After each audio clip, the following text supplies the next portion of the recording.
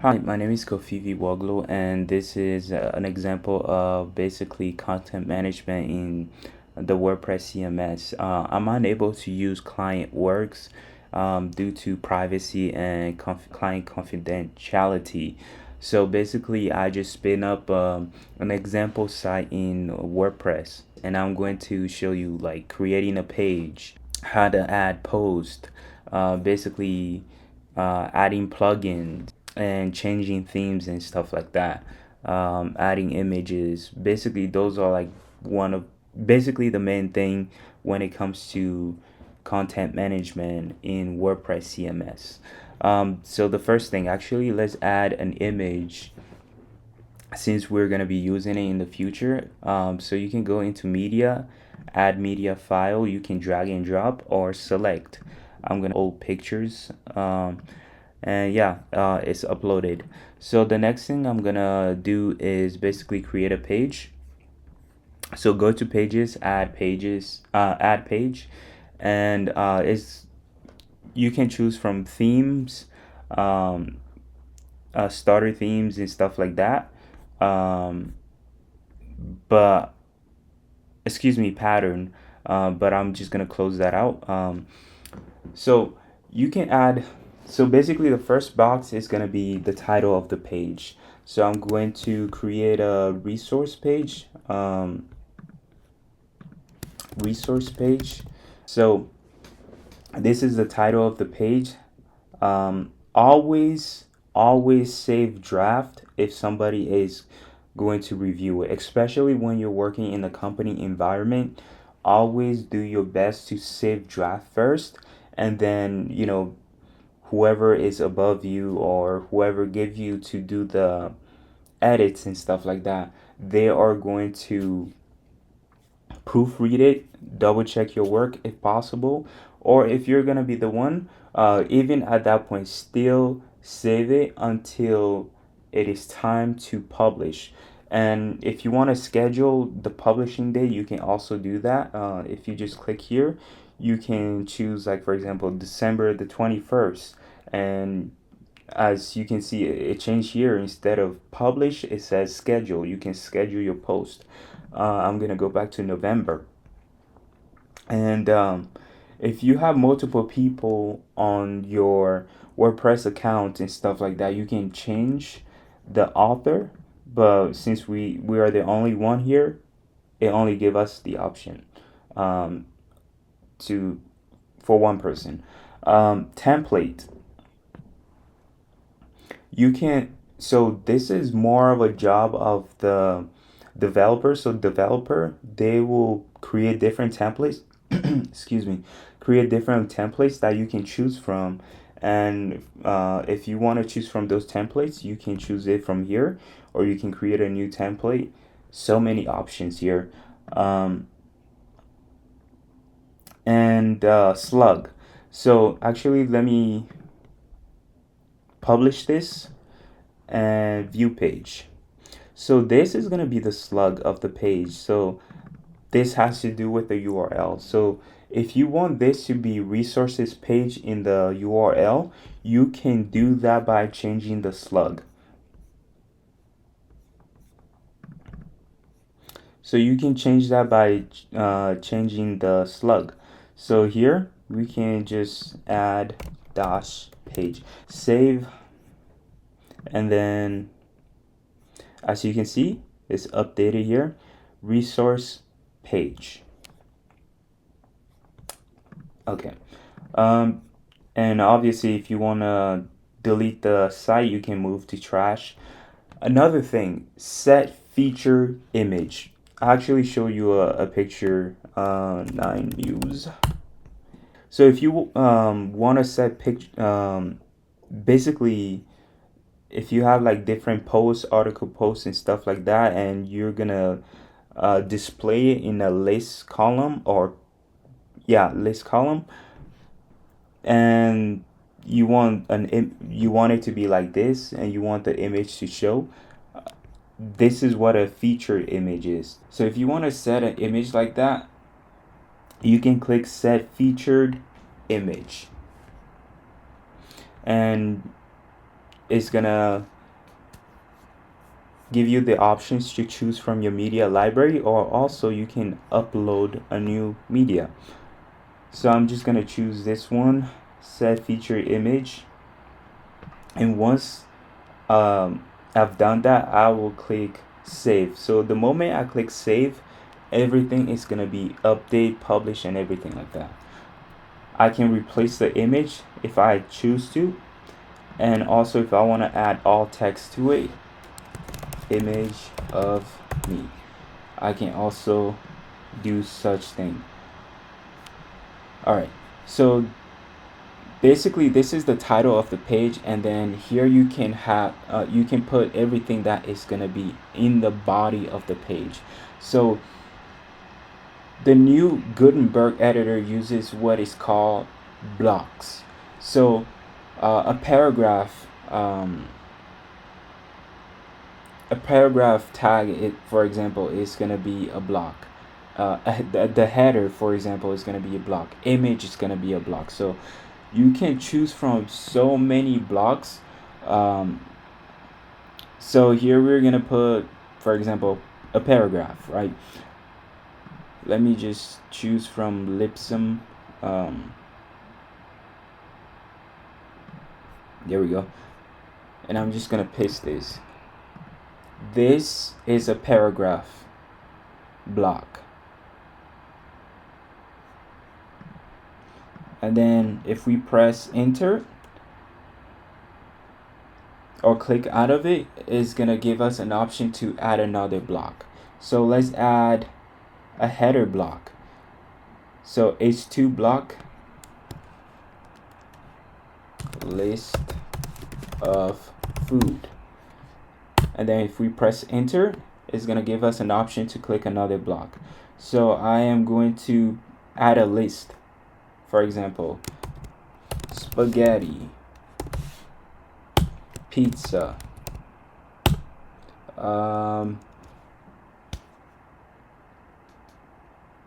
let's say African food. I'm writing African food to show you how to create sub lists.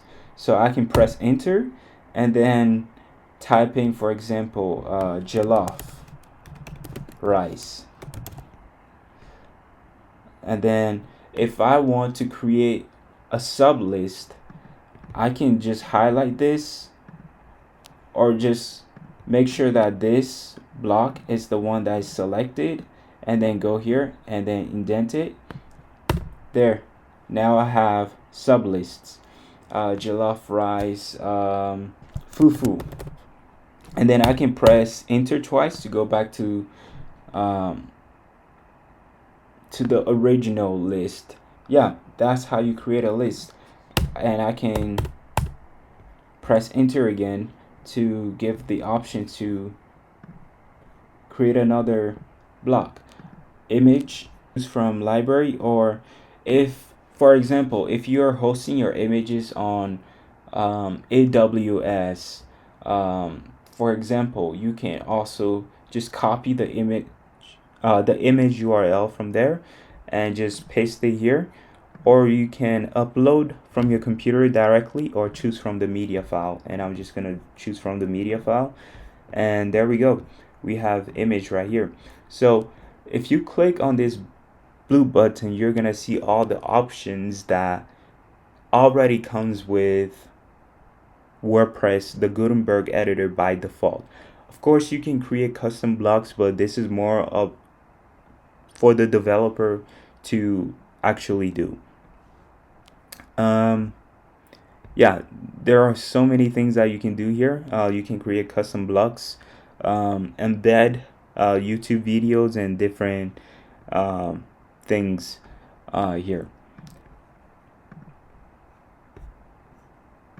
I'm just gonna save this, and then we're gonna go back and post. So for example, if these are usually used for blog posts, you can create different types of posts. A lot of the time the developer also has the option to add custom posts and stuff like that, but let's say for example we want to choose category, create a new category, excuse me. um, let's say sports category, and we choose the sports category for the slug. um, you can always add description, sport events, etc., and then create category. As you can see, our category has been created. um, food category, and then that's also created. We can do the same thing with tags, but let's go to actually let me go to all posts and create it from there so you can see. So if we go to all post, add post, um, so here the categories that we just created, you can see that they show up here. So we can choose categories from here, or we can just create another category here also. But just like how it was with the pages, you here you can add the website title, upcoming soccer event, for example, and then you can add images,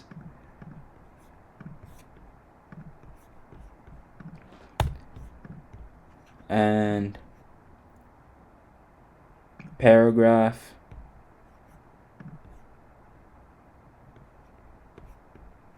copy all of these,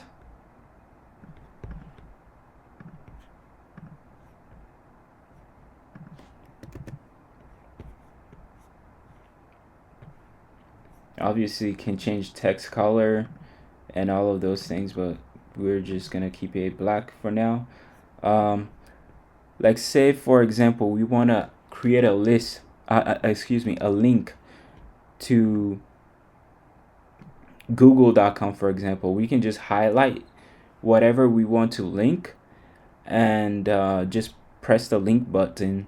We can link to pages, or we can just type in the URL, and we can either click this or press enter, and then it will link.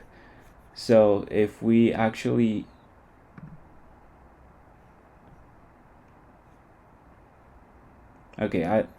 let's go with the tags first. So if we want to add tags, for example, sport event, I can either press comma or press enter to basically create tags. Sport, Euro, American sport, press enter, and then that's just tags right there. Sports, we can also set featured images, and then publish. So yeah, I wanted to get those done before I click publish. View post. So if we view posts, I linked this to google.com. So here it is. It goes to google.com.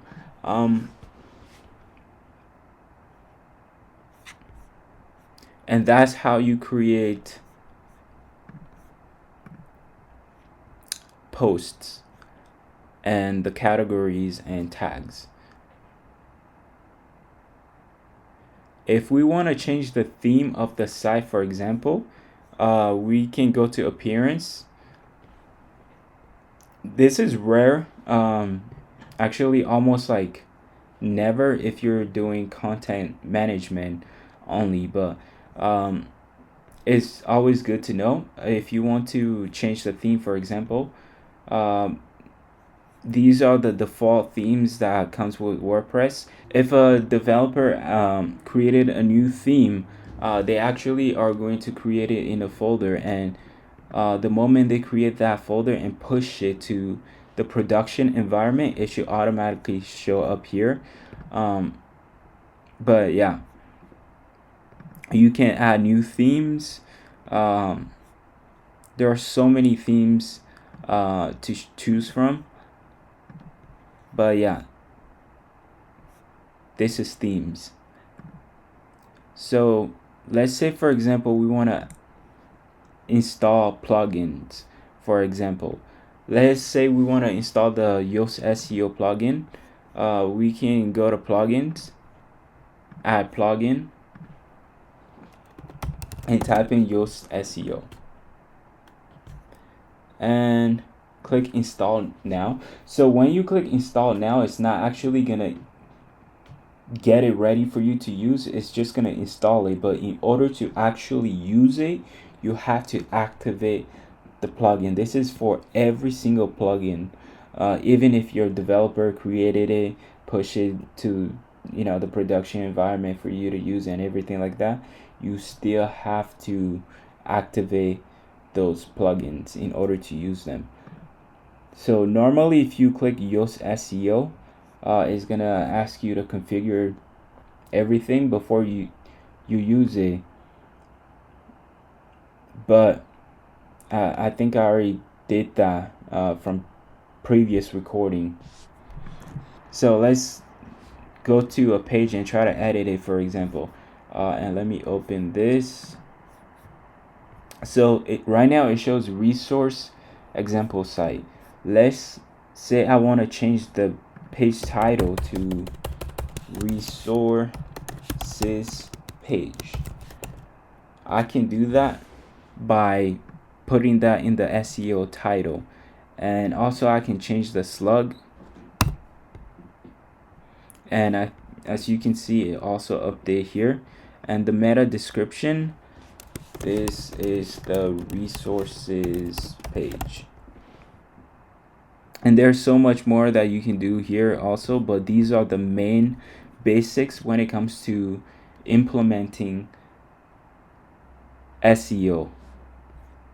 So a lot of the time, especially when you're working in a company environment, there's already someone that actually does the keyword research and everything like that, and you as the content manager or even sometimes a developer would basically take that and implement it.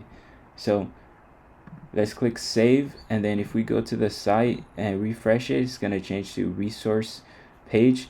And if we go to view page source and we look for the description, you can see that it actually added. This is the resources page. So for example, so what is actually the meta description? So if you ever go to Google and you type in like AI, for example, this description right here, these are the meta descriptions. This is the title of the page. So yeah, those are the meta description and the title. But yeah, that's how you that's basically an example of content management. There are other things that can be done, like for example comments. You can manage comments from here, but there are so many things that you can do.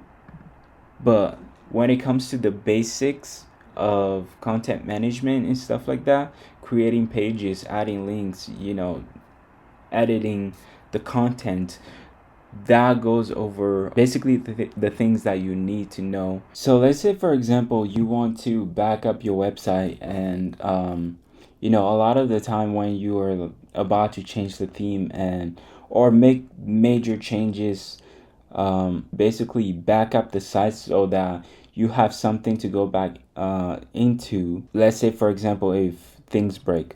So what the plugin that I use is all-in-one migrate.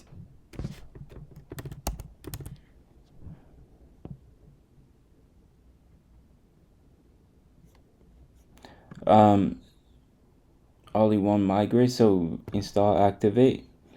So this is the one that I used to back up my site. So if I go click on it, so if I want to export site, for example, it gives you so many options. I can just uh, you know, export it to a file that I can if I want to get it back, I can just um,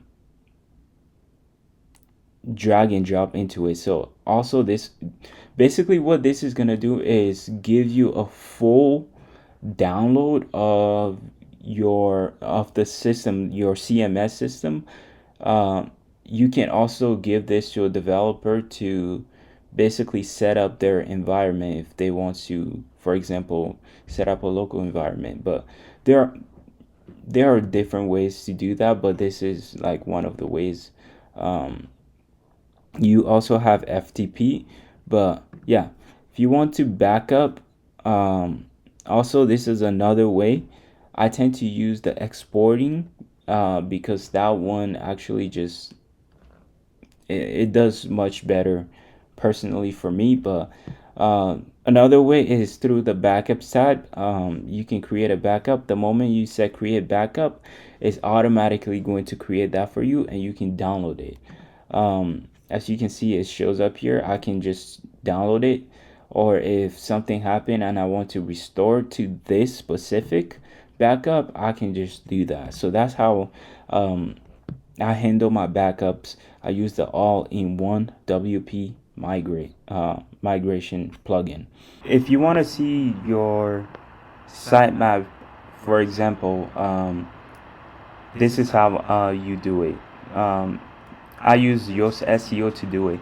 But when it comes to actually updating the sitemap, you actually need to use the Google Search Console um, to update that. But if you want to see the sitemap, I use SEO. So go to SEO, Yoast SEO, settings, site features, and I believe it's going to be under APIs. Yep. So under APIs, you're going to see XML sitemaps. If you click view the sitemap, the XML sitemap is going to show you. So basically, the sitemap actually help Google search your site. So basically, Google is always crawling crawling billions of websites on the internet. So sitemap actually help Google identify which pages are which, and how to better crawl it. Um, so yeah, that's how you view the sitemap. If you want to update it, you have to do that through the Google console.